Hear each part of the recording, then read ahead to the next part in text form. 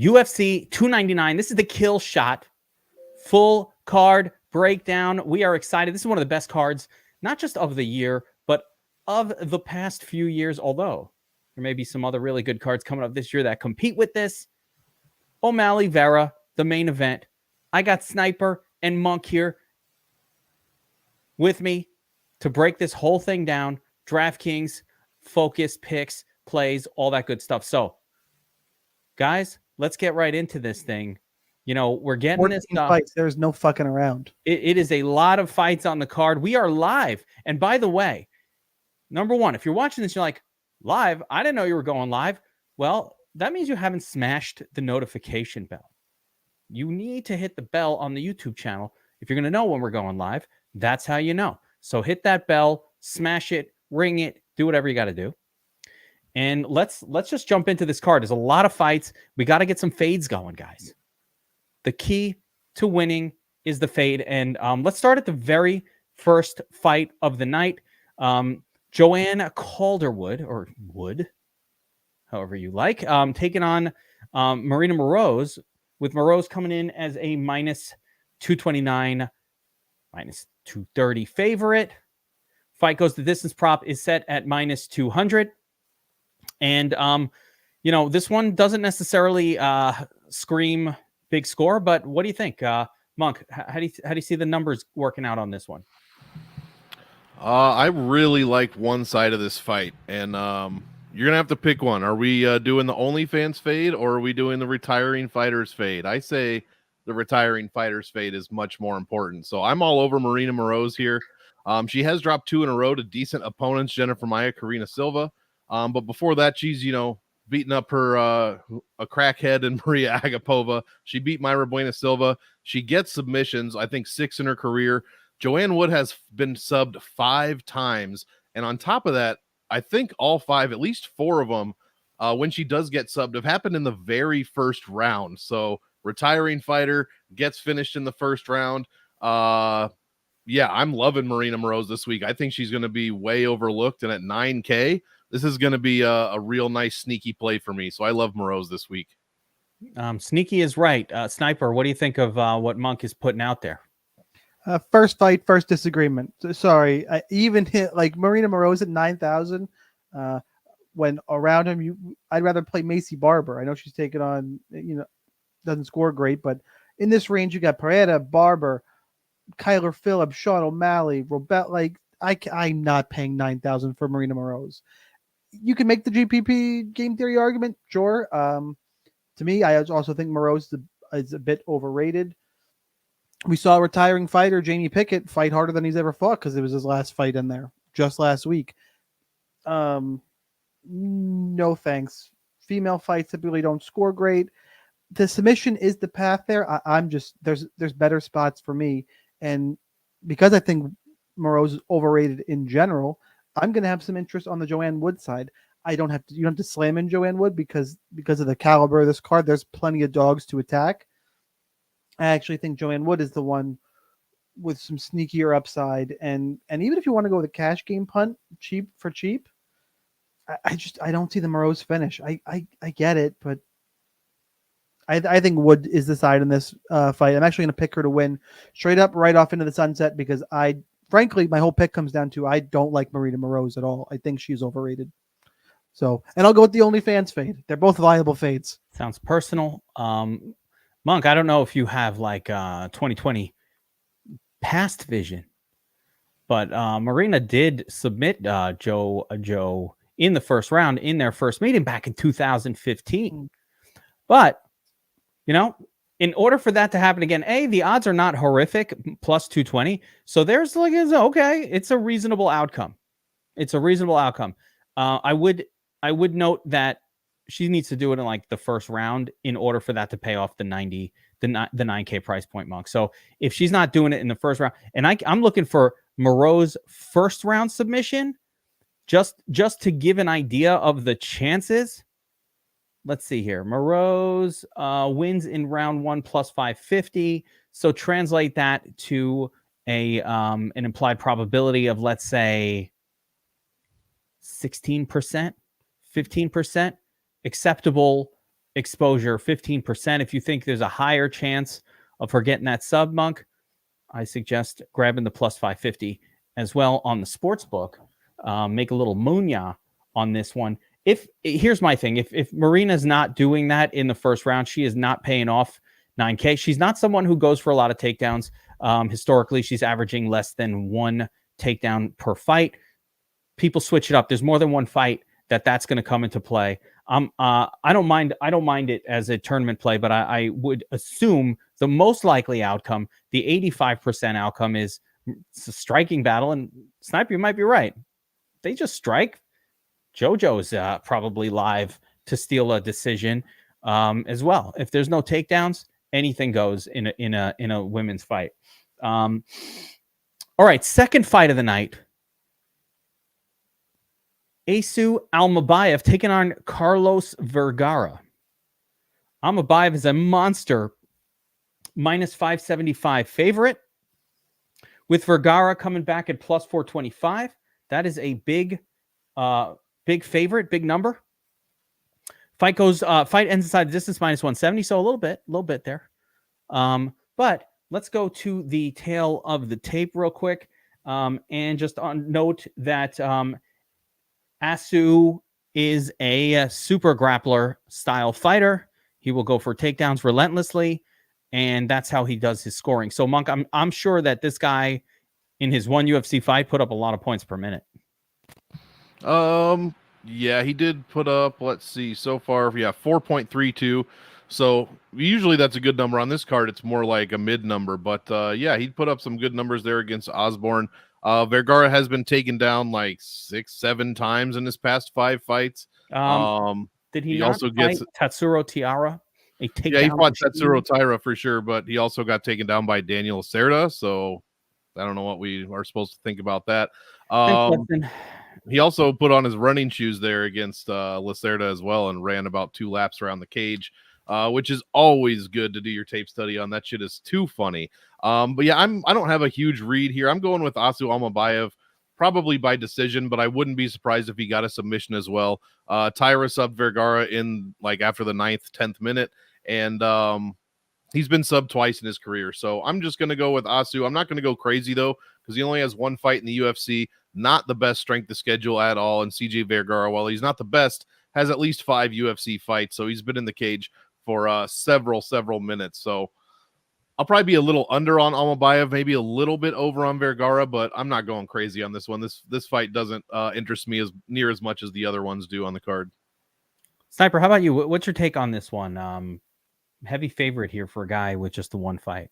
Vergara is not a dog I'm fucking with at all. Almabayev is the deserved favorite. I think he's better than Vergara pretty significantly. I mean, Lacerda almost picked up his lone UFC win against him, or now with 2 knockdowns in that fight. I don't see how Vergara wins this fight unless Almabayev banana peels. It feels like a pretty safe favorite at 9,500. Feels like somebody with some plenty of grappling upside here.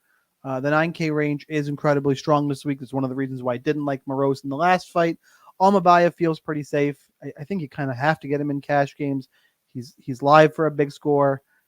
This is one that I'm probably going to be pretty vanilla on and just go field weight to actually a touch over on Almabayev, because everyone's going to be slamming in Sean O'Malley. We could talk about that later, who's 300 cheaper. So I think you're going to get some value on guys like Almabayev, Gamrot, and Despaigne over at the top end, just because O'Malley is going to soak up a lot of ownership. So give me Almabayev. Think he's better everywhere. Not too much of a reason to get cute here. Yeah, that's fair. Listen, the guy is a massive favorite, one of the heaviest favorites on this card. It's probably priced a little too high relative to what he's likely to do, even with some grappling upside because of the likely decision here. So, yeah, I'll have some Asu. I also always have to take a little bit of the fighter going up against the Kazakhstani. Ever since Marina Agapova gassed out that one time, I hold it against the entire nation of Kazakhstan. I'm sure they'd be offended if you could say their country's name. I hold it against the whole country. You sent Marina out and she lost to Fuck, one of the worst fighters. I can't wait till you hear your Shavkat fade next time. No, not him. Not him. Oh, so the whole country, but not him. Okay, all right. Not him. He's not Kazakhstan. Listen, okay. He is, isn't he? He's He 100% is. He's from the Mongolian part of Kazakhstan. It's different. There's different parts of. He looks Mongolian. Marina Agapova, she don't look Mongolian. Watching Geek just dig himself deeper and deeper, just hanging out. More of the Russian part of Kazakhstan. It's a big country. People don't know. People don't know about Kazakhstan. It's a big place. All right.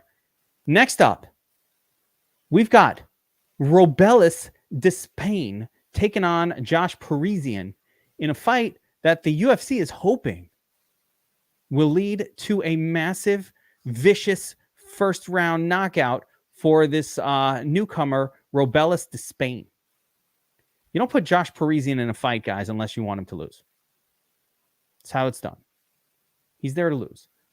Let's take a look at Despaigne here. All he's done is crush cans in the first round. Right? Not even the first round. In the first seconds. In the first second, he's got about like 30 seconds of tape. It's crazy. Except all of these guys, when you talk about cans, I mean, you're talking about like 0 and 0-5. Just guys who were there to take the L. Monk, this is like if you were in the fight. How long do you think you'd last with Robert Despaigne? I say you because I couldn't get in there with a heavyweight, but I feel like you can get the weight up there if you needed to qualify. Probably not as long as Josh Parisian, but that said, the first minute finish is very much in play here. Simple read. You got to get Despaigne in your lineup just because, I mean, like you said, 3 fights in a row, 19 seconds. The dude just puts people to sleep. But for that same reason, he only has 19 or like 4 or 5 minutes of total time. Like I said, his last 3 or 19 seconds. Meanwhile, say what you want about Parisian, how he's only beat Roque Martinez and Alan Badeau in his last 5. But yeah, what does this fight look like if by some act of God it lasts longer than 2 minutes? So anything could happen at that point. We've seen heavyweights come in here, not get the knockout in the first 90 seconds, and then they're completely done. So obviously I'm playing Robelis, but I'm also going to probably be, unfortunately, a little higher on Parisian than most people, just because if this goes longer than 90 seconds, I don't know how Robelis would win. But yeah, I'm picking Robelis probably in the first round by KO, and you're likely going to want one of these guys in your lineup, no matter how ugly it looks on paper. I feel like Ash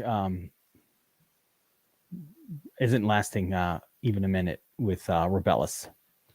Okay, let's tone this down. Robelis isn't some scrub off the street. He has an Olympic medal in his back pocket. He's a Taekwondo bronze medalist. The dude's legit, and he's not a young heavyweight. Yeah, he's 4-0, but because of all that Olympic training, he's 35 years old, 6'7", 255. Dude's a fucking giant, and he's a problem, and he's in shape. Josh Parisian is polishing off ho-hos, and he's gonna roll in the cage. Good fucking luck, buddy. Like, I get the point. We got to see Robelis do it. There could be a time to fade him. I don't think Parisian is that guy. There will be a time. There will be a time. What could happen is if there's going to be, because Olympic medalist at heavyweight. Heavyweight's not deep. If he's like, I don't know how long it's going to take. Maybe Parisian extends him, and we go, oh, okay, I'm going to fade this guy when he faces this type of fighter. Or like, we could get some more information here, but I don't think Parisian's the guy to beat him. There are tons of dogs I am going to target, and it doesn't sound like it because I keep shitting on them. And I'm gonna shit on another one in the bottom range here. The 6 point whatever fighters. No, thank you. No, thank you to any of them. There is plenty to fuck around with here, and this guy ain't making it. Robelis he's everybody on the card. He's got the 60-second bonus upside. Like, he can absolutely smash the slate. Put this way, I'm going to play more Despaigne than I'm going to play Gamrot. I'm going to play more Despaigne than I am Alabayev. I'm going to play more Despaigne than I am going to play Sean O'Malley.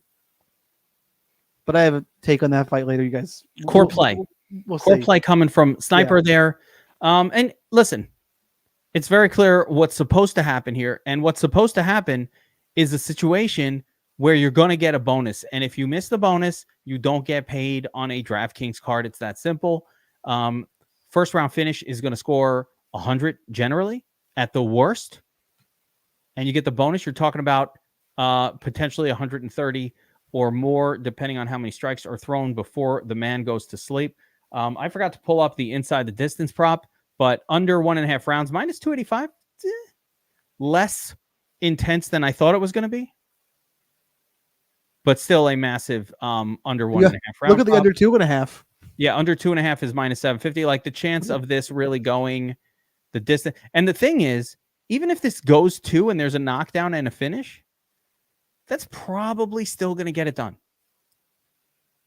Because this Despaigne guy, he's not going to not land strike. So it's not like you're up against Derek Lewis and there's nerves to throw a strike here. There's nothing coming unless back he gets at you. UFC jitters. The UFC jitters thing is a valid, like maybe he goes out, Fair. can't get off, shits his pants. I mean, it could happen. How much is he getting paid for this fight?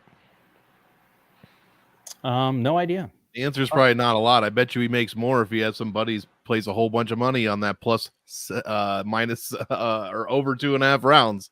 Something like that. I mean, yeah. Some Bruce Willis Pulp Fiction type shit here. Nothing. Yeah. Hey, listen, I won't put it past anybody. But yes, that is a fight to load up on. And the favorite is my choice as well to win by finish in round 1. Next up, we got Michel Pereira taking on Michal Oleksiejczuk. Now, first of all, Michel and Michal, I had to practice that before we got in here. I don't know if you guys know. Well done. Pereira is minus 145. Oleksiejczuk is plus 123 in this one. So kind of close odds here. Over 1.5 minus 200. Ends inside the distance minus 180. Close fight. I believe Michel is moving up in weight class for this fight. But, you know, this dude was a giant at 170. I think this is going to take place at 185. There it is. I don't know. Maybe that'll help his gas tank. But, Monk, what do you think of the numbers on these two guys? You know, Michal, generally not a guy that's great with the takedown defense. And Michel, I'm not sure if he's going to go for a lot of takedowns, but if he does, I think he's going to win it. Yeah, well, he looked great. He did fight at middleweight actually in his last fight against Petrosky. He knocked him out in 1 minute. So that was surprising to some people and fantastic to see, you know, Pereira at middleweight. I love this fight, but it's all because of the Oleksiejczuk side. When the dude wins, he scores 1,000,000 points, like constant, at least at middleweight. He dropped down after the Jacoby fight. Sam Alvey, I mean, that's a shit opponent, but 124, 105 against Brundage, 117 against Sheedy. Quick, early first round finishes with humongous scores here. But against Scrub. Pereira also used to, you know, doesn't score the best, but Oleksiejczuk, when he loses, he gives up a shit like 102.17 points on average. The dude just gives up points everywhere. And it's going to be a lot like the last fight. If this one gets out of the first round, Michael Oleksiejczuk is not going to look good at all. And we've seen Pereira go to decision more often than we should have probably, but countless times. Still holds that power at 185. I think if he can get this fight, you know, like I said, past the 3, 4, 5 minute mark, I think his chances go up significantly. Probably could even find a finish there because Oleksiejczuk's going to be gassed. Hopefully Pereira, you know, watch that Kyle Bahayo fight because that's how you're going to beat somebody, you know, somebody that hits hard as Michael Oleksiejczuk does at 185. So I'm going with Pereira here. Obviously I'm going to be playing the Oleksiejczuk side in GPPs because, like I said, he's one of the best DraftKings scores on the entire card when he wins because it happens in the first round. But if it's not going his way, I'm liking Pereira probably to get a finish. So I love this fight for DraftKings, to be honest. Pick is Pereira, and I think he scores better than he usually does in a win.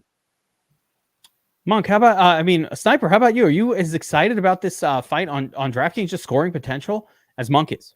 This is a good one. I don't know about as excited. I think on my cheat sheet here, I got this as I have, how many 5 stars did I give out? We rank all the fights in terms of playability. I gave out 3 5-star rankings. This was a 4-star. I'm just a little bit below it. That's up there. But I do agree this is one to get exposure to, unlike some of the last fights where I disagreed. Kind of a typical big man breakdown in that Pereira, I think, is the much better fighter, but Pereira throws big, throws heavy, with a lot of volume. I think he's live for a knockout because Pereira can be hit. And Oleksiejczuk has fought at 205 before, and you got Pereira coming up from 170 in his past. And they've both been at 185, but just that extra bit where, Oleksiejczuk has power. He's got plenty of power. It's kind of the typical breakdown. Pereira's better. Oleksiejczuk throws big. Pereira can be hit. Mix it up. I think it's a good fight to target. I do think in this kind of mid to upper 800 range, I'm pretty confident that Pereira, just being the better fighter, even though it's a high volatility fight, I'm okay with him in cash games in this range, because this range actually isn't full of a ton of cash game options, quite honestly, outside of Benoit Saint-Denis, who we'll talk about later. Outside of that, in this upper 8K range, not much going on here for cash, so I'm down with playing Pereira and just giving myself some Oleksiejczuk GPP exposure. But I got to side with the better fighter versus that knockout potential. Yeah, I'm confident Pereira should get this win as well. Monk, like you said, I mean, McCall is certainly live for knockout, as anybody who weighs 185 pounds is when you're going fist to fist against another dude that size. But Pereira is just better everywhere to me. I think he's a better striker. And more importantly, he has takedowns and he can win the fight if he uses them. So I think Pereira will be able to put the stamp on some of these rounds with the takedown. Oleksiejczuk's kryptonite has been his inability to stop a takedown. So I think that's what we're going to see here. And I don't mind Pereira at his price as a DraftKings play. I'm not probably maybe as excited with him as I am about this next fight and fighter. But I like it. I like the spot, and it's certainly not a fade by any stretch. Talking about this next card. This fight has a core all-in play for me on it. That's right. I'm going to stake my my enjoyment of UFC 299 on one of the biggest as one of the biggest sort of disappointments that you could ever stake your card on. And that's my boy, the Hulk, Jan Cutelaba. God bless you, man. Going all in. That's a core play. Going all in, let's just clarify, going all in on the fighter or the fight? The fighter. You are out of your mind, sir. Thank you very much. Bowl calls, motherfuckers. Jan Cutelaba taking on Felipe Lins. Cutelaba, a slight -120 favorite. I'm letting you know right now that I already have a bet on Mr. Cutelaba as well. The fight ends inside the distance, is a massive -550. And in fairness, I will hedge with any lineups I don't have him in. You just said you were going all in. I'll be close to all in. I mean, it'll be almost all in. But I might do like a couple of points of the other dude, all right, just in case, but not much. Now, why do I like Jan here? Because Felipe Lins is not very good. That's number one. But number two, and more importantly, Cutelaba is a wrestling beast, and he's going to be in there, and he's just going to be landing takedowns. Now, you see here that the takedown defense for Lins is I'm going to say, well, how will I put this? It's 100%, which makes you think, oh, he's a really great takedown defender. But then you look at who he's fought, and it's really a bunch of scrubs who would never go for a takedown. So I throw that out and say, this is bullshit. You are not 100% takedown defense. And Jan Cutelaba gets 2 or 3 takedowns in the first round alone. Prize picks. More than. Boom. That's my take. Monk, you look like you're disturbed by my breakdown, but that's what it is, man. That's my boy, Jan Cutelaba, in the nuts with a win. Yeah, that's how, that's what he usually looks like when he wins. I mean, one of the best DraftKings, again, like Michael Oleksiejczuk, one of the best DraftKings players on the card when he wins. It's just Mathematically, there's no argument there. But the problem is he has probably the worst. Well, Kevin Holland is on this card. I was going to say the worst fight IQ on the entire card. So that is something that definitely has to come into play. For that reason, I'll have more than a couple of points. That's why I said it's. That's why I said it's risky. Yeah, a couple of points of more than a couple of points of Lynn's, but not too much. After all, Lynn's, he has 3 wins in a row. His strength of schedule is terrible, and he got KO'd by Tanner freaking Boser. Let's not forget about that. So yeah, I favor Cutelaba. I think at this salary, which is I think even cheaper than his last salary. Yeah, 80. I guess it's the same. 8,400. Yeah, if he wins, this is well over a 100-point win. You're going to want him in your lineup.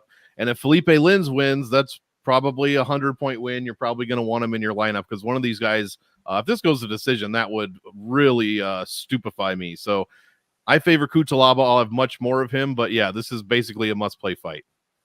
Sniper, if Cutelaba's not winning, he's probably gassed and getting finished in the late second, early third. Yeah, or he does something stupid and walks into a punch. Look, I should be clear. I'm picking Ivan Cutelaba. I think he wins. I think it's a great fight to target. Just like Monk said, I can't go 90% on him. I'll probably. And there's 14 fights in the card. Made me pick right now. I have not built at all. Have not looked. My knee-jerk reaction says I'm probably playing.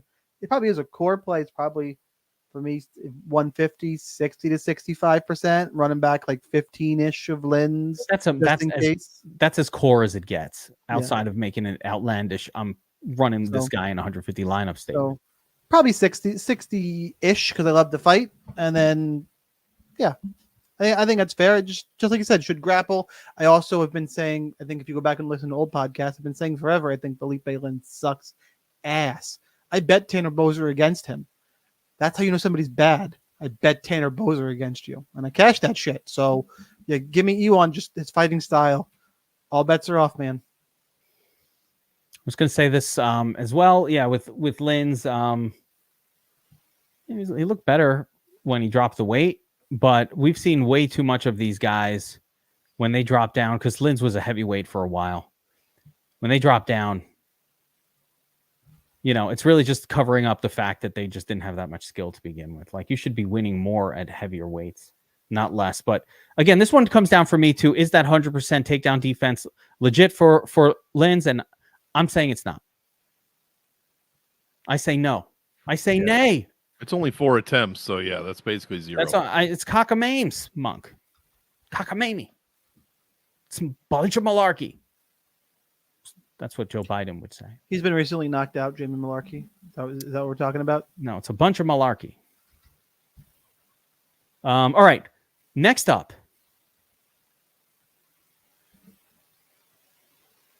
Kyler Phillips taking on Pedro Munhoz.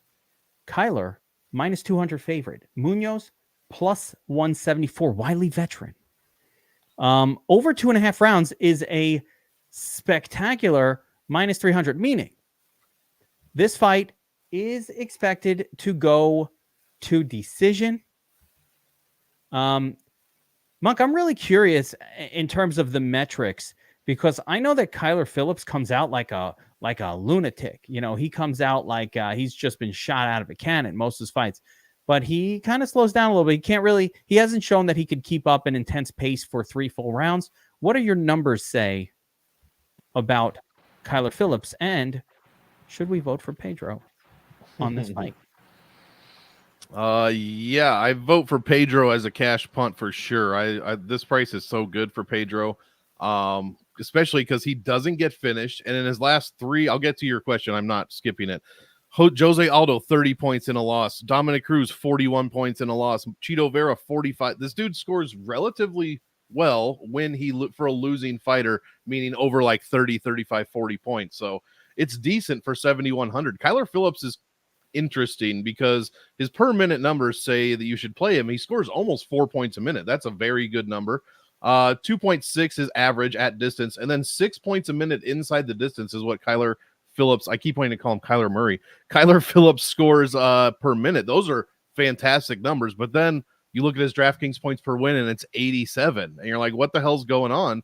97 against Cameron Else. I mean, you should be murdering Cameron Else. 73 against Song Yadong, very good win on paper. 76 against, so just constant non-triple digit scores, like way lower scores than we should be seeing from Phillips here. Munhoz is tough as hell. Like you said, I am with the books here. I think this one goes to decision. I think Pedro could easily score 30, 40 points. And I think Kyler wins, could score 70 to 80 points. So I think he's way too expensive this week at 9,100. 9.1K is ridiculous for somebody that doesn't even average 80 points. Give me Pedro Munhoz, man.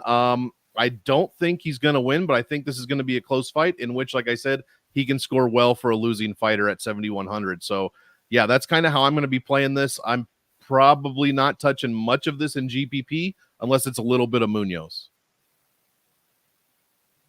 Sniper, what do you say? Loading up on either one of these sides here. I think Pedro Munhoz is going to be the most over-owned dog on the card. Everyone is going right to the Wikipedia capping and looking at the quality of competition for both guys, and I get it. Realistically, though, I agree that Pedro Munhoz is a good cash game punt, just based on the numbers, minus 300 to go to decision. Fine. Not really going to argue that. Think it's a fine play. In terms of GPPs, though, the only way I see Munhoz ending up on the optimal lineup on a 14-fight card, we're going to see tons of finishes, is if Kyler Phillips shoots a sloppy takedown and Munhoz catch one of those guillotines that we've seen him catch. Other than that, Pedro Munhoz is going to have to, I think, eat volume from Phillips. Maybe he catches him with count. But Munhoz is going to counter strike. He's going to pot shot. I don't think he's going to stand and mix it up. Do I think he's live? Sure. I think people are overrating him, though, here. And I get he's the wily veteran. I do like Kyler Phillips as a prospect. I think he's going to learn from some of those gas tank issues. I think this is a great chance for the UFC to, we're going to talk about it a few times. The UFC knows what they're doing. This is going to be a good scalp for Kyler Phillips, a guy they are trying to build. They're trying to build the Matrix. He's got a cool-ass nickname. Monk, I don't want to hear any different from that. He's got a cool-ass nickname. It just... You got to remember, and Pedro Munhoz only won one of his last 5 fights. Granted, he was going to win the fight against Sean O'Malley, which irks the shit out of me. I was at that fight. O'Malley absolutely quit, but he was going to score dog shit doing it. So yeah, give me, and what I also am rooting for Kyler Phillips because I know Sean O'Malley's punk bitch ass. If he beats Chito Vera, he's just going to try and fight Pedro Munhoz and try and skip Umar and Sandhagen because he's going to want to go with I want this one back. And he's going to try and get a cheap title defense that way. And I really don't want to see that. Maybe that's me just looking into my MMA crystal ball. Regardless, taking that out, I think Kyler's for real. It's an interesting test here. And even in a Munhoz win, to reiterate, I'm not sure he gets there. Even at 7,100. This is too big of a card for that. We were looking at 11 fights, different story. So give me Kyler. And because of that, I'm going to have a touch more Kyler. I'm probably going to have like 15 to 20% Kyler because that's going to get me over. Yeah, I'll be mostly fading Kyler here. At that price, he needs to win early. I think Pedro's going to last multiple rounds, and Pedro's got really good takedown defense. I don't see Kyler getting multiple takedowns or controlling a massive part of this fight. And like I said, I think there's good reason why the community is on Munhoz as an underdog play in terms of his ability to win this fight. I think he can win it. I think he can win it late. I think on the striking is just not that different. And it's true that the quality of opponent is massively different. Pedro Munhoz is losing to top 5 guys. Kyler Phillips got to prove that he's a top 5 type of guy. Now, if he beats Pedro, okay. All right. But, beat someone first. Kyler Phillips coming out, over what's his name? Kind of a washed up Barcelos. I mean, he's 2 fights removed from losing to Halian Paiva, who's not that good either. So I'm telling you, a striking battle, this guy is not a lock button to win by any stretch. I think the line is too wide. All right. Speaking of the line being too wide, Macy Barber taking on Caitlin Chookagian, and props to Fight Odds for not kowtowing to the name change. They're like, no, we already have our database set up, and we're not changing it for you. I don't know what the fuck. I feel the same way about having to learn the pronunciation of a new name. Sermonera. See, Control F is super hard to push when you're a programmer. Yeah, no, not happening. Anyway, Macy Barber, Caitlin Chookagian, Barber slight minus 200 favorite. Fight goes the distance, -300. This one is, so I would say this, actually, I was thinking about this fight. I would say there's virtually no chance. I'd put it almost at 0 that Caitlin could win this fight inside the distance. Is there any situation where she could win this fight inside the distance? I mean, Macy Barber once dislocated her shoulder right in the cage against Roxanne Modafferi. I'll allow outside of right or knee or something. She got all fucked up in there. If they don't secure the lighting properly, something could fall from the ceiling. I've seen a fighter like jump up and down in the ring and then like tear an Achilles or bust up their ankle too. Like I've seen Ortega still won that fight. Brian Ortega. yeah, that's right. Still, well, he didn't actually get that hurt. It just looked bad. But like I did see once, I think it might have been a Caitlin Chookagian fight where there was a kick thrown and it like the toenail scraped the eye of the opponent. And it was like an eye poke kick that ended a fight. But outside of some weird shit, I don't see any scenario. Wasn't that a Gina Mazzani fight? It wasn't Mazzani who threw that kick. It was a blonde, but I remember blondness. It could have been what's her name? No, it was that was a oh god, what's her name? She fought for a title. She's in Bellator. Oh, she's old. Her husband died. It was BJJ. Oh god, Kat Zingano. Could have been that. Yeah, it could have been that. Right. It was a Kat Zingano that fight. Sounds about right. But anyway, back to this fight. I think it's just such a simple fight of if this is striking, 50-50. And if Barber goes for takedowns, then she'll probably be able to win rounds that way. So that's how I see it. I see it scoring poorly. Probably, although I'll give Macy Barber a chance if she goes for that early takedown and get some ground and pound in of like surprising the world. But Monk, how do you see it going down? Yeah, this is likely a big fade here. I think Caitlin, and I do respect name changes, Sarah Manara, I think she holds the record for most UFC wins without a finish, and I think it's like 12 or 13. It's something outrageously high. So we're not going to play Caitlin Chookagian. She's, in fact, the worst minute-by-minute score on the entire card. She's the worst DraftKings points per win number at 69.1. Just completely awful. Awful. Barber is 5-0 in her last 5. She has been taken down in all 5 of those fights. She's not going to have to worry about that in this one. She'll basically be able to do whatever she wants because Sermonara's, turned into a counterpuncher for the most part. Also, and I mean this with all best intentions. The things that Caitlin Sermonara has been saying publicly lately give me concern for her mental well-being, not overall, but just going into a fight. She's had a fuck all of a year. It's been taking a long time off. Insane year for her. I'm not going to get into the details here. I don't know. It can be quite triggering, so you guys can do that on your own. But she's been through hell. I'm not her biggest fan, but it'd be I'm not Macy Barber's biggest fan either. So it'd be okay it'd be nice to see Caitlin get a win, but I think this is Barber decision. I don't think either side scores well. And I'll probably be fading this one. If you're going to make me pick one I don't even want this for GPP at all. So I guess Barber has the higher upside. Barber has the higher upside historically. I want a little bit of Barber, and I'll give the really PG backstory for Geek. Anybody else doesn't want to look it up. Sermonaro took some time off, wanted to have a child. Long story short, with some not fun details in there, is unable and is back to fighting. Not as a mother. That's the quick version of the story. I don't think your head is right to Monk's point. Also, ring rust is a thing. Also, I don't know how live she is. The scoring system changes or this emphasis on damage does not help her style at all. You go to a decision, she's landed nothing of significance. The volume used to help her. If the judges are judging damage more now, what damage to Macy's eardrums? Although this is going to be fucking an Anna Kournikova tennis match because Barber ain't quiet either. Our boy Sun Tzu will have the Vaseline out for this fight. Plenty of sound effects if that's your thing here. Look, I'm on Barber because I think Sermonara can be finished. Actually, there's a couple just sneaky spots, and you know me in GPPs. I like to look for spots I think people are overlooking. I think Phillips is one. I think Barber is one. And my point when I say all of this is not play 60% E1 like I did earlier. You don't need that much. You get 15 to 20% of each of these. You're over the field, get a little bit of leverage, and you move on. I don't think it's there for certain. And I've liked Caitlin Chookagian, whatever you want to call her. I'm kind of a fan. Not here, though. It's not a good spot. Yeah, not much more to say there. I unfriend you to Chookagian. Completely not worth bothering to play.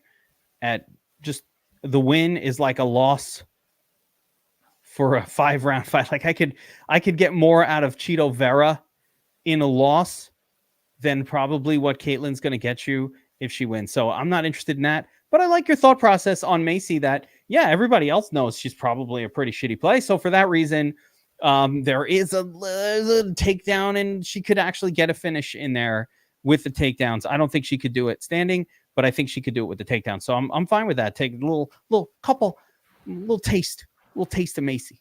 Not too much. I want to ruin the dish. A little sprinkle. Please don't say a little taste of Macy again. I gave a shudder down my spine. Oh, stop. Ugh. Oh, stop. Hear me out. No, I'm just kidding. Hear me out. Hear you me out. I refuse. Hear me out. All right. Mateusz Gamrot taking on Rafael Dos Anjos. Gamrot, a massive minus 455 favorite. Gamrot on the up and up. Gamrot, future champion.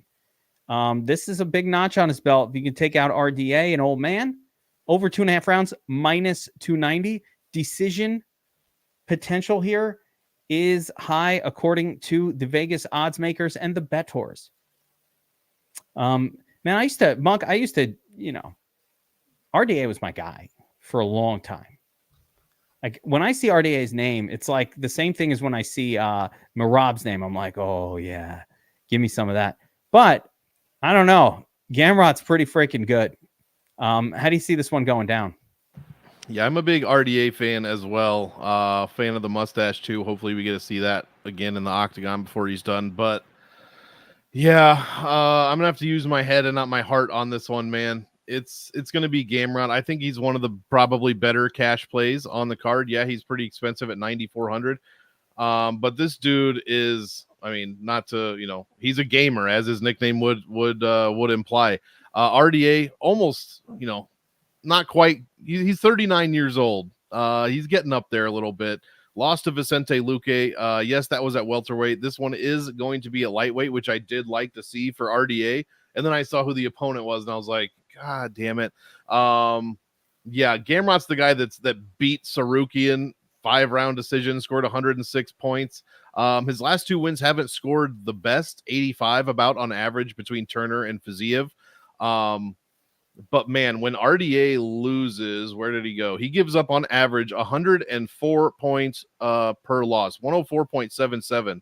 And at this weight class, he's not scoring nearly as well, at least lately in his last 5 as he has over his career. Obviously, he's slowing down a bit. So I'm going to have to go with Gamrot. I'm picking him outright to win. I wouldn't be betting this fight. I think it goes to decision. I think Gamrot wins the decision. So there's not really any lines that are jumping out to me. But I think he's a damn good cash play this week, hoping that he pays off that salary of 94. That's my only question. If Dos Anjos can generally be a tough out. So he did give up 133. Wow, 133 to Luque in a 5-round fight, and he gave up only 76 to Fiziev. So if Gamrot can do more than Fiziev in there, I think he's got an okay chance of paying off the salary in cash.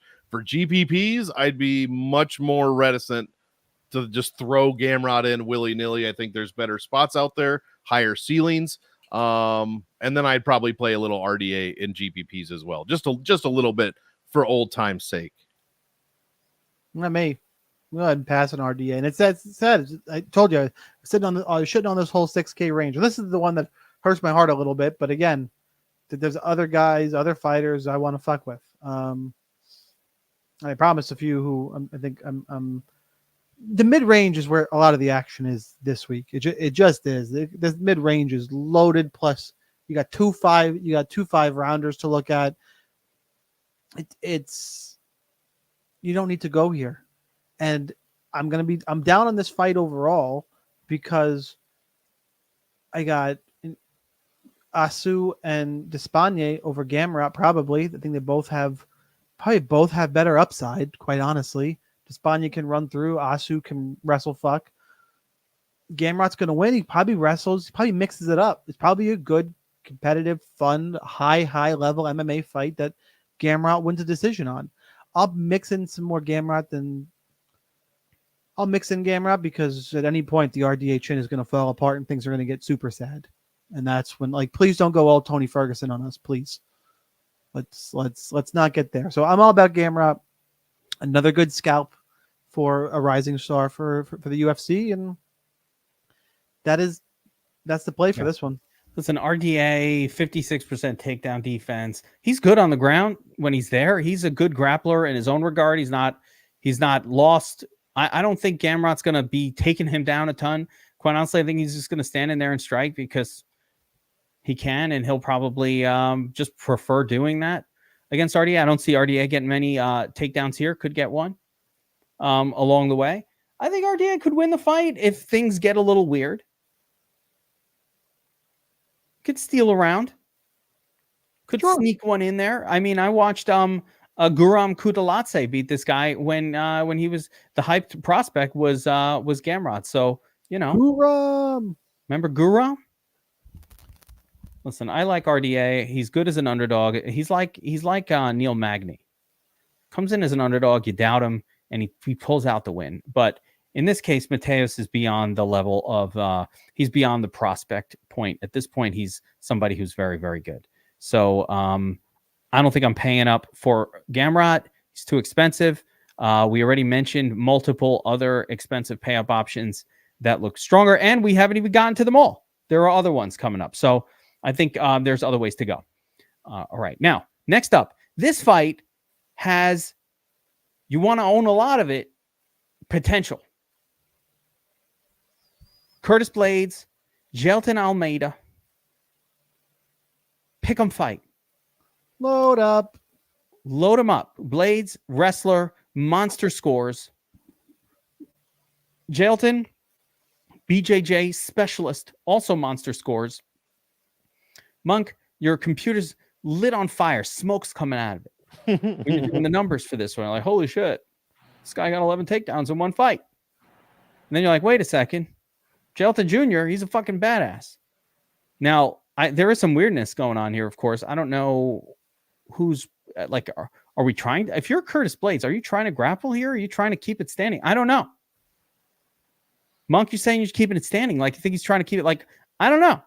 But we'll probably get a finish somewhere along the way, I would think. Over 1.5, minus 155. Ends inside the distance, minus 240. Yeah. Outside of Tom Aspinall, and I don't think it's close, and Tom is probably... Curtis Blaydes hasn't fought anyone, at least in the past 5 fights, that is anywhere near a fraction of the athleticism that Jailton Almeida possesses. Like I said, Aspinall's probably the closest one, and that was, a 30-second or 15-second fluke injury. But yeah, Almeida should easily be the most athletic fighter that Blaydes has probably ever fought. He's fighting dudes like Sergey, who hits hard but can't move. Chris Daukaus, who's the opposite of an athlete. And then Jair Rosenstruik, who is technically an athlete, but very slow, prodding, very low volume. Yeah, Blaydes, obviously, everybody's talking about his wrestling prowess. These guys score pretty much the best on the card if you're not named Benoit Saint-Denis. Both guys score well over 5 points a minute. Inside the distance, Curtis Blaydes almost scores 7 points a minute. That's insane. Nobody gives up points. Neither of these guys give up points at all. But when Blaydes does lose, he gets caught, and he gives up on an average 103.8. So yeah, I'm playing both sides of this one. I mean, their DraftKings points per win numbers are well over 110. This is mathematically, according to DraftKings numbers anyway, probably the best fight you could play as far as upside goes for both sides. I'm picking Almeida. I think, this dude was like standing up in mount against Derek Lewis. Like, he was so dominant. And speaking of Pulp Fiction and Bruce Willis, they should look into that Almeida fight going the distance, because that number was crazy. But yeah, I think Almeida has the potential to get it done. I think he can put up a huge score here.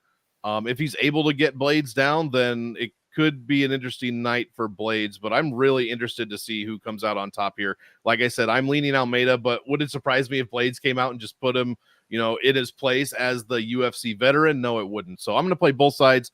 Again, I prefer Maddalena here in this one.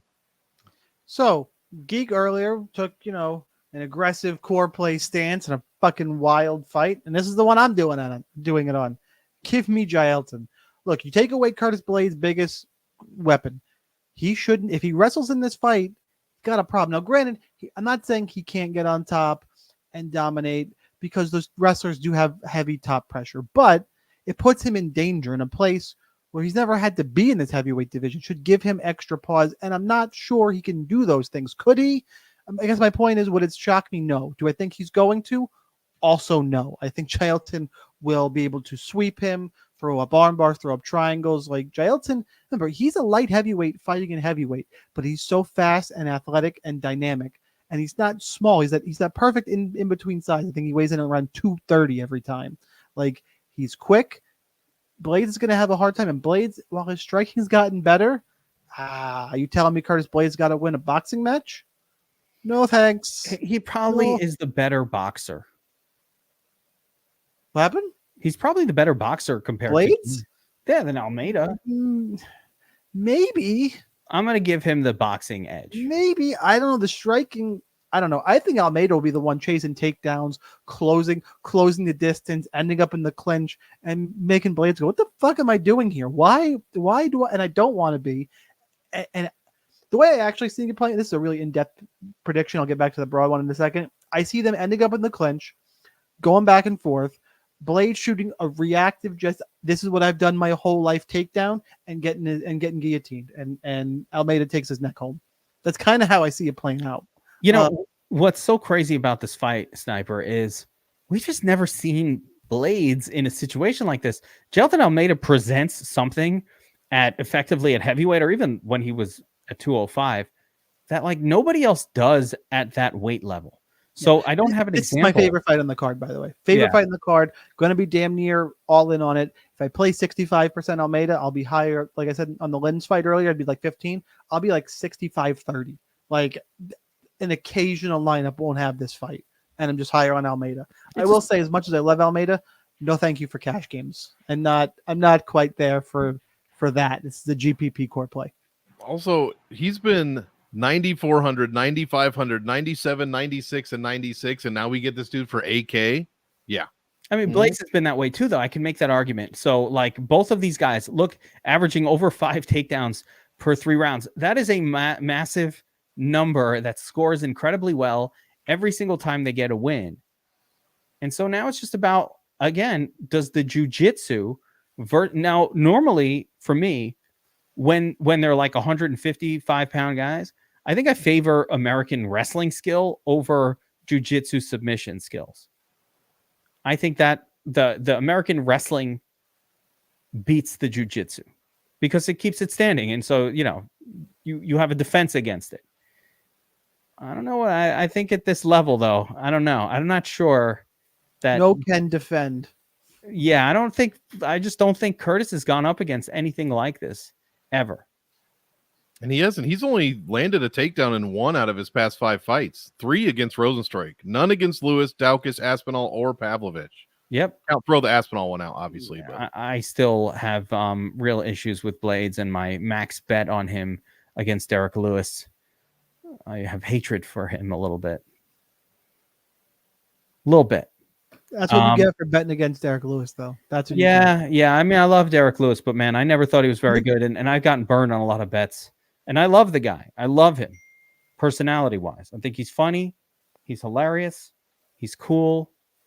It's not that good. Knocked out Rogerio de Lima in under 60 seconds and made me a boatload of money. It's a good dude. Good guy. I like him. He's done some good things. All right. Next up, big names, man. The names are big on this card, and it keeps going. Song Yadong, Piotr Yan, pick'em fight. Likely to go to decision. Fight goes the distance, -230. Let me just get some inside the distance props on these guys. Look at this, man. You don't see this every day.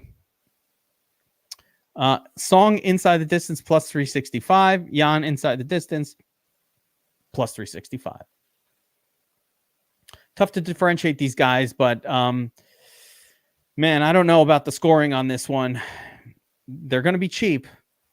You know, they're priced low, but I don't have the best feeling about big scores coming at you in this game. There's Lou Betcha. What's up, man? Good to have you. Shout out Lou Betcha in the watch. In Twitter jail. There he is. Monk. I don't know about the scoring here. Yeah, it's interesting. If we're just looking at numbers, Jan is the better per minute scorer, and it's not really close. From everywhere. Overall, outside, inside the distance. 107 is what he scores per win, and let's see. Song only gives up 85 when he loses. Now the stats are complete opposite for Yadong. He's only averaging 96, less than 97 per win. But when Jan loses, Jan gives up 104.3. So I really don't know what to do here. I tend to think that this one goes to decision. No one is likely going to be throwing a lot of takedowns in this fight. So a lot of striking, lots and lots of counter striking for sure. I think I like Song. I just don't know, man. I can't tell. We're going to learn a lot about these guys, where Peter Yan is at right now in his career. Is he, in fact, maybe done or going downhill? Is he on the downslide? Is he going to get back into the win column with a huge win over a very good opponent at the weight class? Or is Song Yadong the real deal? Younger-ish, prospect-ish. I mean, you can't even call him a prospect anymore, but guy that's moving up the ranks here. This is going to be a damn good fight. I think I'm favoring Song Yadong, but I mean, we're talking like 52-48, nothing crazy. I think it goes to decision, and I don't think it scores the best in a 3-round fight. I mean, Peter Yan, what's he given up? Let's see, 85 to Aljo, 65 to O'Malley, gave up a shitload to Moroz, but hey, that's Moroz. No, Moroz is a special. Yeah, exactly. So yeah, there's just not a ton of great scoring lately. So yeah, give me Song by decision, but I don't like this fight really for GPPs. I think there's better options. Sniper, I'll be stronger. I fucking hate this fight. Like, who's gonna score? I also fucking hate Piotr Yan. I think he's a douchebag. It's a super close fight, but it's ass for DFS. Why is he a douchebag? They're going to stand up. Neither guy throws volume. What's douchey about Piotr Yan? Piotr. I did something illegal. I won the fight. Everything. He's everything about the man is whatever. I've met drug dealers with more charisma than Piotr Yan. Except that little scream he did and when he gets up on screen, he goes, ah, this little scream that he gives is just priceless. So cute. So cute. Look, doesn't throw a lot of volume. Neither does Yadong. Yadong's in better form. I don't give a fuck about this fight. You make me pick a guy. I lean towards Piotr Yan. I do think he's probably a little bit cleaner on the feet and throws a little more volume. But honestly, this is a great, great card. This is the fight to go make your sandwich. No, listen. I think you're taking it too far. I don't think this fight is going to score well on DraftKings. But I'm not making a sandwich. Like Caitlin Chookagian's on the card. Go make your sandwich. Go take a dump. I can't make a sandwich when the Vaseline is next to me. I mean, that's just unsanitary. Oh, I don't know. I'm not watching. Wait, are we going to Sun Tzu's house now? What are you talking about? Listen, I'm not making a sandwich. I'm looking forward to watching this fight. I like Piotr to get the win, but exactly what you said. I don't think he's going to score that well. I think he will get a takedown along the way. I am predicting a takedown for Piotr, but just one. Not enough to score well. Because he's bored? But enough to steal around and win the split decision 2-1. You know, this is the kind of fight where if DraftKings has that thing where you get like a plus 3.5 on one of the fighters, like you probably want to take that. Like I don't see one guy winning all 3 rounds. I think it's going to be back and forth. They're both really, really good. They're both Piotr. I haven't seen any decline in his game. The only thing is that sucks, but fuck, man, you fought Aljo twice. You fought O'Malley. You fought Moroz. Who are those guys? All champion level fighter. I'm not sure who the best is of that trio. Put Moroz in against O'Malley. I think Moroz probably wins. Like, I don't know. But those three guys are the best three in the division. And I think Petr Yan is probably fourth or fifth, right there with Song Yadong. So not going to score well, probably. And that's all that matters. We're breaking down DraftKings plays here. And this one, as middling priced as it is, probably not a very good one. Unless something crazy happens and somebody gets knocked the fuck out. All right. Everybody's favorite fighter, Jack Della Madonna. We all love JDM. No, we don't. Everybody loves JDM. No. Everybody. He's taking on Gilbert Burns. Burns plus 150. Della Madonna minus 175. Fight ends inside the distance. Minus 200. Not bad.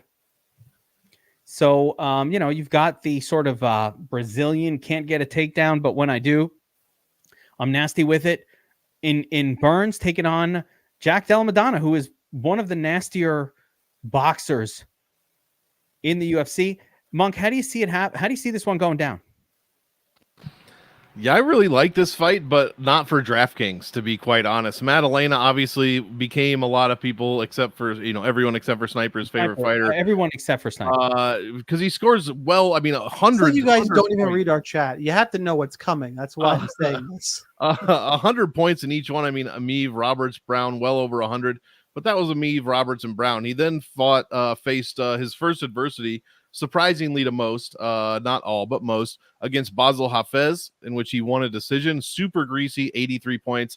Then he goes to decision against Kevin Holland, 72 points. So we're either scoring up here or we're scoring, under the floor.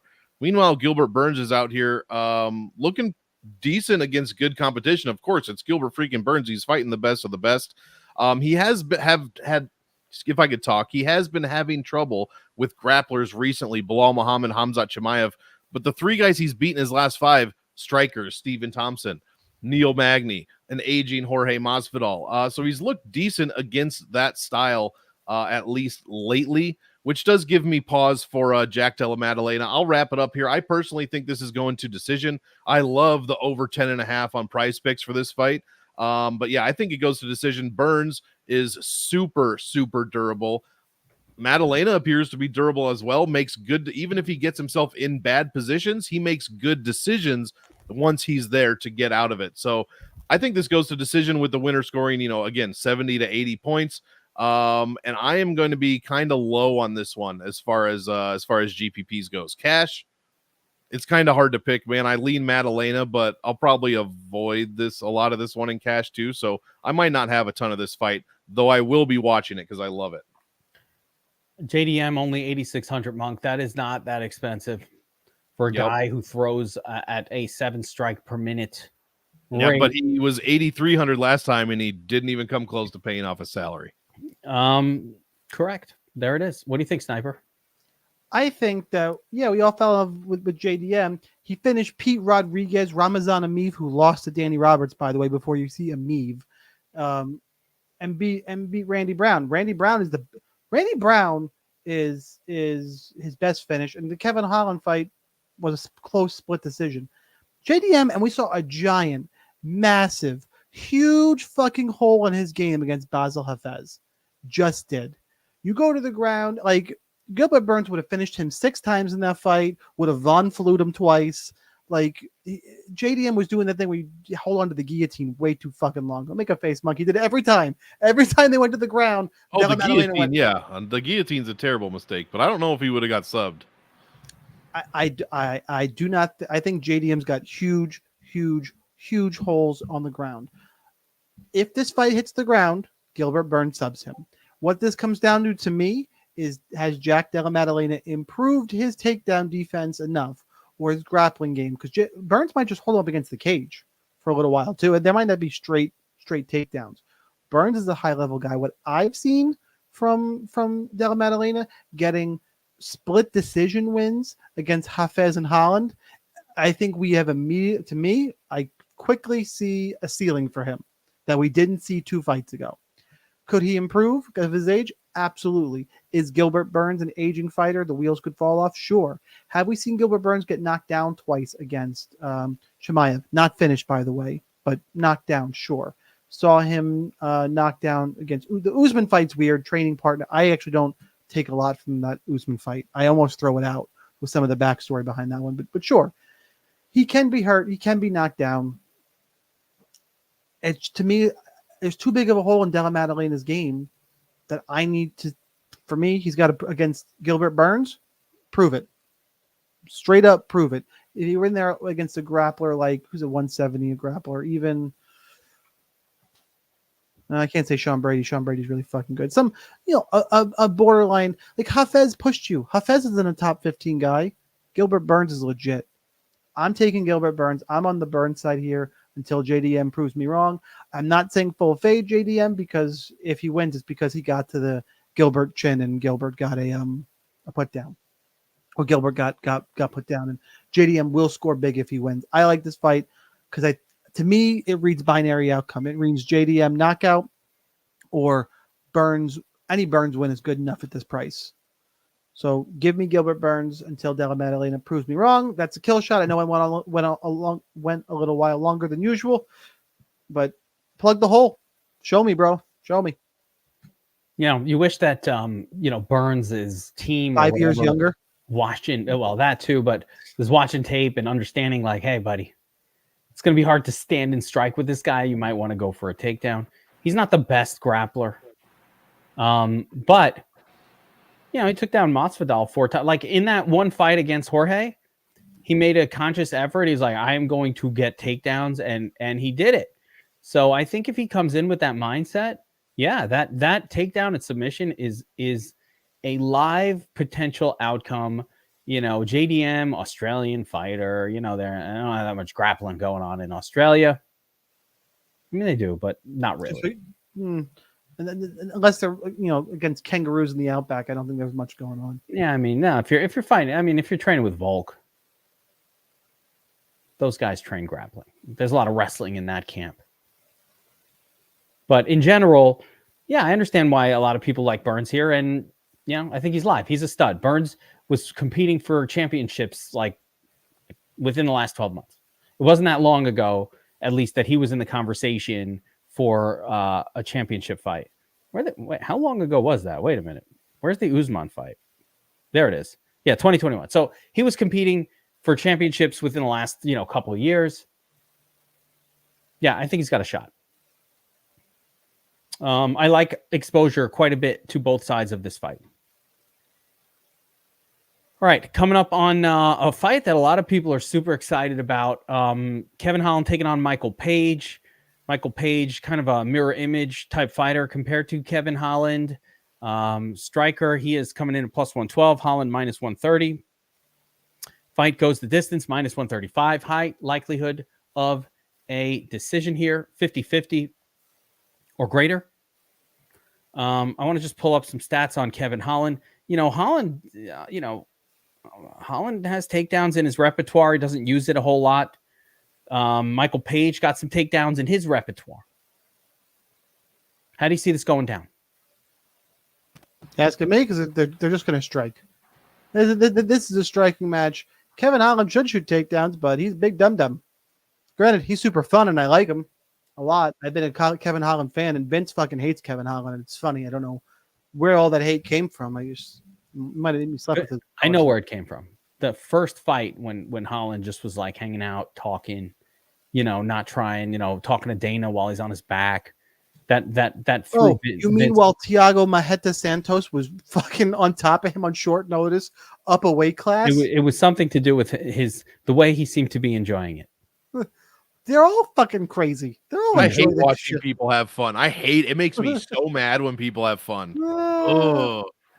So I've always liked Kevin Holland. I think he's fun. I think he's a good fighter too. It's the fight IQ sometimes goes down, but make money, do you? Sure. He should win this fight. I don't think he's gonna. I think the UFC knows exactly what they're doing here, setting up Michael. And I've seen a lot of people say this, so I cannot take credit for this thought. But I agree with it. The UFC, and I said it earlier in other spots, the UFC spent a lot of money on getting Michael Venom Page over here. You think they're going to put them in, like they know what they're doing. It's going to be a fun fight. Potential fight of the night contender. I think these two guys will stand and throw and strike and be fun. I think Michael Venom Page wins. I think he wins the decision. I even think he could finish him because this is stylistically very close to the Stephen Thompson fight, and we saw what happened there. But Michael Venom Page puts people sleep. He puts his knees through people's face. Good to see him in the UFC. If Holland shoots takedowns, don't be surprised because it means he said, "Fuck you, Dana. I want to win this fight." But if he tries to make it fun, Venom Page wins. I think Venom Page is one of the better dog plays in the card. Interesting, Monk. How do you think this one's going down? Yeah, I agree completely. Striker versus striker. We got no stats for Page, so I can't really spit anything about too much of that. But Kevin Holland's numbers are just like pedestrian. He gives up kind of a lot of points, almost 99 points per loss. So that's my only thing here between that and his awful fight IQ. All this dude has to do is come down here, land a couple takedowns, and get a submission on Page, and that is not going to happen because he's just not going to do it. I don't understand why, but that's the reason you can't bet on Kevin Holland, really at all, because you just never know what he's going to do in there. He never seems to do what he should. Stephen Thompson, he had the dude on the ground, and he's like, nah, stand up. Yeah, why don't you let one of the most prolific strikers in the division of all time just stand back up after you've got him beat down? I don't get it at all, man. And I think that is a good comp that Sniper just said to this fight to the Wonder Boy fight. I think Michael Page, somebody said in chat, he's not a good DK play. That's exactly why I am going to play him. I don't think a lot of people are going to play him because, if they even watched Bellator and aren't just parroting everything they've heard everybody else say all week about how he's a slow striker or he's a low volume striker and kickboxer. That's basically all these people know about him because they don't actually watch the fights. But I think there's a chance that Holland makes mistake after mistake in there, and he can absolutely get finished. That said, so I'll be over on Page a little bit as far as GPPs. That said, as my boy Lou Betya likes to say, the Kevin Holland Darce at, what did he say, plus 5,000, or I don't even know what the odds were, is always in play because if some crazy scramble happens, Kevin Holland can absolutely wrap this dude up and sub him. I just don't think it's going to happen because of his fight IQ and how he just never does what he should do. So give me Page in what should be a very exciting fight. Yeah, there it is. Another mid-salary fight, by the way. A lot of these fights in the mid-range, there's so many of them in the mid-range.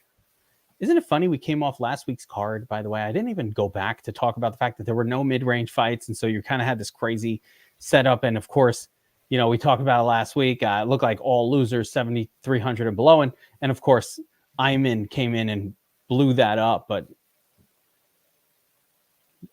looked like it was going that way up until that one fight. See, but and just like I got to give our boy Daniel Levy a shout out from Best Fight Picks because the best tweet, and I forgot about it, was the MMA god did not smile upon Bosch right after kicking Victor Henry's nuts through the roof and saying he quit. I had forgotten totally about that. And you know what? Karma's a bitch because that was the best point I heard all week after that. There it is. Last week's card. Sniper, I saw you in nuts position with the wrong main event fighter. It's like you didn't read my note in the chat that said loading up on Yarzino here for multiple reasons. But one of which is because how silly it was that everybody, like how highly owned Shamil Gaziev was going to be. Weren't you on Gaziev? No, I picked Yair and I went, Rosenstruik, and I was very heavy. I think I had 70% exposure. Doesn't sound right. On the breakdown, you guys were both on Shamil, and I was like, all right, well, I like Yair. But, I was also trying to give Eamon Zahabi as my kill shot before you guys laughed me out of the room, so. Oh, I wish you would have given it. That. No, no laughs. No laughs. That would have been a good one. He searched his own name after the fight because I made some tweet about how he was coming out to Bone and Tupac. He's not, Basharat's in trouble. He liked it. He also made tons of crying emojis against everyone that picked against him. It's real. I love to see when fighters do that. Yeah, that was pretty funny. I did see you got the like from. Yeah, I got the like. Yeah, that was pretty. You love that. I got a like once from. And I didn't tag him. Of course, I'm a professional. I don't tag fighters like some jabron. So he's out there searching his own name. After a win, love it. I love it. Tag him if you say something I nice. tag fighters when I light them up because I'm not afraid. Every time I tell Chris Curtis he's a pussy, I tag him. Well, there are exceptions to be made. No. If you're saying something nice, you tag them. If you're being a dick, you don't have to tag them. No, Chris Curtis can suck my ass. Oh, I feel that way bitch. about Bilal. Fuck that guy. All right. By the way, I totally know you'll kill me because I'm sure he's watching this. He watches everything. He's a crazy man. He'll kill me. Curtis? Oh yeah, Chris Curtis is out of his mind. Oh, all right. He Googles himself 6 times a day. Oh, well, listen. I don't know. All right, let's move on. I don't even know what to do with this. While Sean Strickland is doing him in the butt. Dustin Poirier taking on Benoit Saint Denis. Just call him Poirier. Could you say the legend's name Jack right? Della Madonna, Dustin Poirier. We got you Chael gotta Sonnen say over Dustin here. Poirier correctly. No, you gotta give Dustin his due. I'm not going to use the Benoit French Saint Denis pronunciation. against Dustin We're in Poirier. America. St. Louisiana. This is America. Damn Cajuns! Go watch the All right. This classic isn't Tom Montreal. This isn't New Orleans. We're in America. I forgot what we're talking about. Oh yeah, that's right.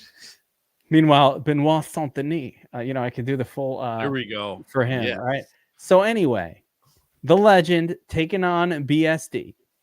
BSD sporting a giant staph infection on his forehead. No one cares. We're all ignoring it. It's fine. Everything's fine. 5-round fight, all in situation, people.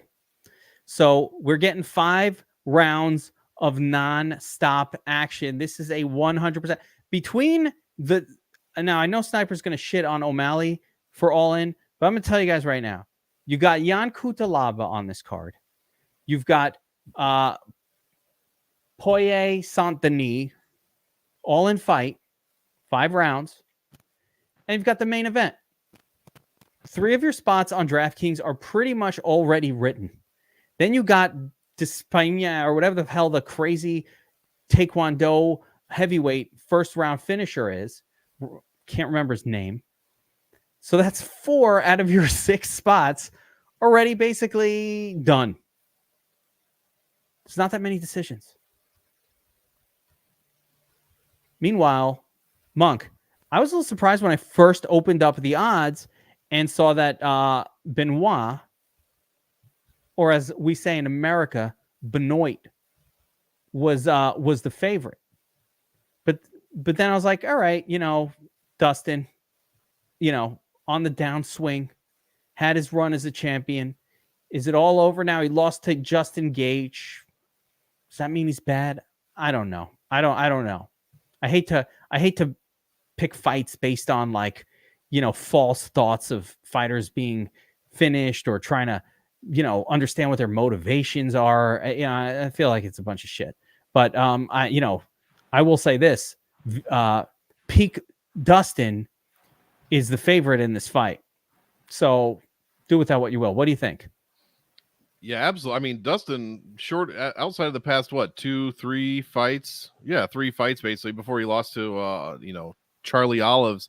He was at the top of the division. 2 wins over the most popular fighter in MMA of all time. Several wins over other former champions. I mean, the top of the top. The guy's but he's not there anymore. But that's why playing DraftKings is so much better, because not better, but different, because we can play the potential or the upside that Poirier still could have. I mean, both of these guys score outrageously well when they win. I mean, in 5-round fights, actually in his career, Dustin Poirier scores an average of 105.36 per win. In 5-round light heavyweight fights, that goes up 5 whole points, which doesn't sound like a lot, but in DraftKings, it definitely is, to 110 per win. It's just absolutely outrageous what this guy's been able to do when he gets those wins. That said, Benoit Saint Denis, I mean, the dude is the best scorer on the card.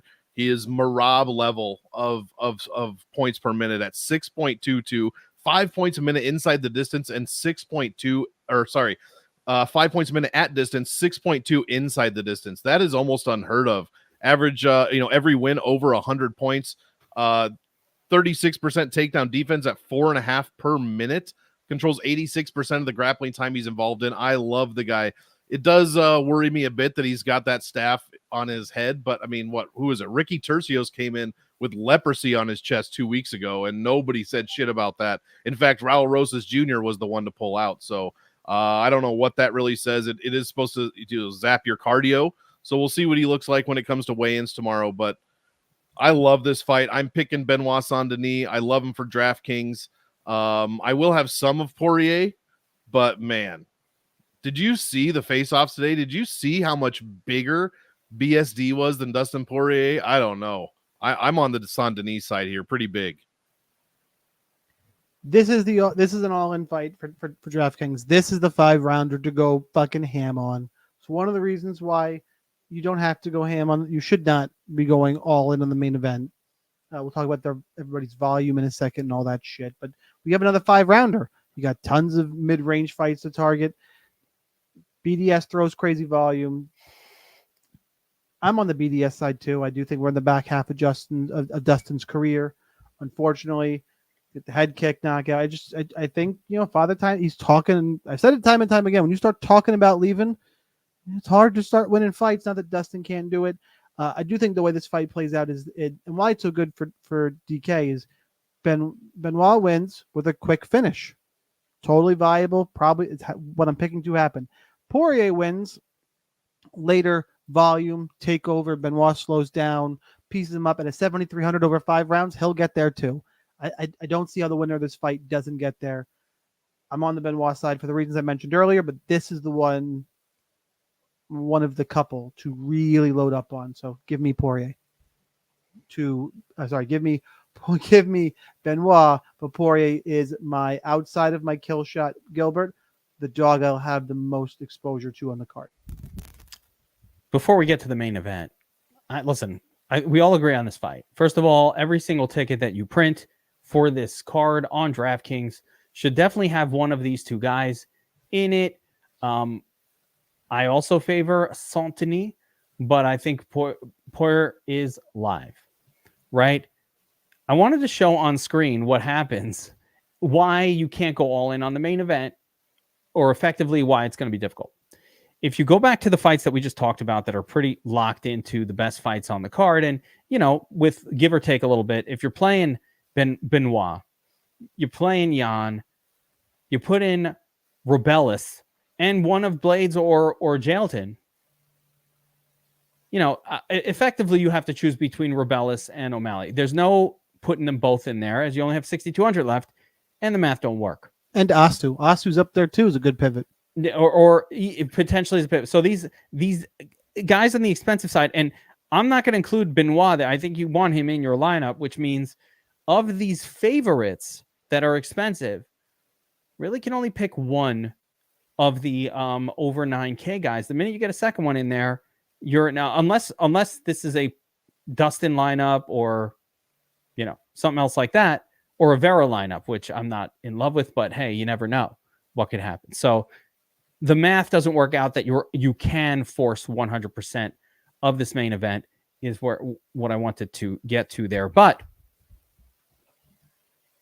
we get the rematch. Sean O'Malley, Chito Vera. O'Malley minus 260 in this one. 5 rounds of action. Vera plus 220. Fight goes the distance. Solid for a 5-round fight. Minus 130. That really puts Vera in like best underdog on the card territory for me. He can win, but even if he doesn't win, there's probably a lot of striking going to happen and a lot of scoring regardless. And if he gets the win, it's pretty lock button in the nuts. So Monk, I don't know. How do you see this one going down? Do you have a pick? And do you think O'Malley, if you're picking him, is a must play? Oh, I've got a pick. He's on my hoodie right here. Chito Vera. That's what we're going with today. Oh, there it is. He's a fantastic underdog play for sure. 7K. I can get a guy that's 4-1, has only lost to Corey Sandhagen, and has beat Sean O'Malley in the past, no matter what the fuck Sean O'Malley says. Yeah, I'm going to take that 100% of the time. I don't know if people think Vera's like 37 years old or something, but Sean O'Malley's not even 2 years younger than Chito Vera. He just has a million fights. because he's that good, he's that durable, and he's never, ever, ever, ever been finished. Sean O'Malley obviously was a fantastic DraftKings play beginning of his career, all the way up through the Paiva fight. Then he starts fighting better competition, and what happens to his points? They literally get cut in half in the Peter Yan fight. Say what you want about whether he should have won or not. He ended up with the win, scored 65 points, scored 90 against Sterling with a second round finish. He got 70 bonus points in that fight and ended up with 90 points. And now we're supposed to pay $2K over what he was against Aljamain Sterling. I just don't like that at all. I think this fight gets extended. I don't think Sean O'Malley is going to be finishing Vera, especially not early. Hopefully I'm not wrong about that, because I will shed a tear because I'm a big Cheeto guy, obviously. But I mean, I don't dislike Sean O'Malley, but 9,200, I'd rather play almost every other 9K fighter on the card over Sean O'Malley. I just think this one's going to decision. And man, how karmic would it be, if that's even a word, for Vera for this to go to decision, and Bruce Buffer says, such and such scores the fight, it's going to split. Oh man, if this goes to split, I can't freaking wait. So long story short, I don't think O'Malley pays off his salary. I don't think he scores very well in a win. And Cheeto could be a freaking deal at 7K. So yeah, you can play all in on the main event. You can get the main event in that very lineup and still have something. You just had the wrong fighter in there. You slot Cheeto in there. The world is your oyster at that point. I mean, it's fair point. The way the math works out, it is tougher to pay all the way up for O'Malley. And with Poirier, Saint Denis, also 5 rounds cheaper, and some other mid fights that really stand out. Sniper, what do you say here? The volume for both of these guys is a real problem for scoring. Neither one of these guys throws volume. Chito Vera, Sean O'Malley throws volume at times. At times, O'Malley a little bit, but can Chito Vera start a fight before the 2.5 round, please? Because it's starting to make me fucking crazy. Monk, your boy, don't roll. He's not starting fights. He was in the corner of his last fight going, I'm doing it again. I'm starting slow, aren't I? Coach like, yeah, you fucking idiot, throw. Yeah, no, because that's how he fights. And every single other person this week has said those exact words, which is why I'm shaking my head. Yeah, it's he's 4-1 in his last 5. Fine. And he's got 5 rounds here, so it's not as big of a deal. Can give you that. In 5 rounds, but it's crazy that he keeps doing it over and over again. Anyway, volume on both sides is going to be a problem. I do think, though, recently, since the Vera fight, I can't side against O'Malley. He's looked better. He looks to improve. The Vera leg kick weapon is there. It is absolutely there. He seems to be throwing less of them, but you would think he's going to watch tape and go, I'm going to throw leg kicks. I can't count on these guys to do anything that I think they're going to do at this point, but the weapon is there. This is not an all-in main event, not enough volume. I think Sean O'Malley has improved enough. I think he's going to know, hey, if I don't check leg kicks or not defensively responsible here, I'm going to have a fucking problem. And I think Sean O'Malley gets a point. I don't think if he finishes Chito, I'll be really impressed, because Chito's a tough motherfucker. I do not think he's going to finish him. I don't think he scores well enough for this price. And I think it's going to be one of those big old duds everyone's sitting and staring at. And while I'm picking O'Malley, point per dollar, I probably think Vera's a better play. Making me fit one of these guys in my cash game lineup, it's definitely Vera. Like Vera's Vera's in your cash lineup this week. So I mean, like I have to pick O'Malley. He's just looked too good recently. The win against Aljo was, like I've been saying forever, Aljo is severely underrated. I can't not give O'Malley his love for destroying him. Can't not do it. So I'm on the O'Malley side.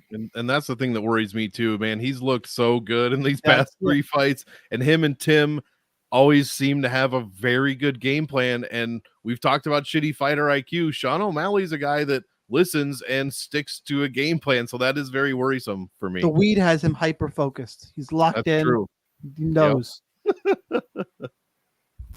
Yeah, I'm less off of O'Malley as a playable guy, as a favorite too. I think he's exactly what you said. He's looked amazing. He gets knockdowns. He looks stronger in his last few fights, and not that skinny, just rail that he was early in his career. The win over Aljo blew my mind. I thought Aljo was going to win that fight. So, when that happens, I'm like, my head's all fucked up now. But, as I pointed out before, when you're playing Sean O'Malley, you're not playing, a guy who could just probably going to get a finish in the first 30 seconds or could. You're not playing a guy, some other names that, could put up some massive scores. So there's a bigger opportunity cost for O'Malley than there is for playing Marlon Vera. And Vera's probably going to score pretty okay. Even if he loses, you're probably looking at like a 35-point loss, maybe a 40-pointer. So that's not that bad for cheap. So he's going to be the one that you want in cash. And I'll probably have a little more exposure to him just because of the way the math works out on a card like this. If Vera wins, he is lock button nuts. So if you assume that the line is correct and he is let's say a plus 200 type fighter, that's still about it's 30% chance of a win. And that's 30% of the time that he wins and is in the nuts lineup, in the winning lineup on this card. So, those are all factors for consideration in this one. I'm going to address a question from the chat while we start to talk about our kill shots, which are going to be our underdog picks to win that we'd like to go a little heavier on.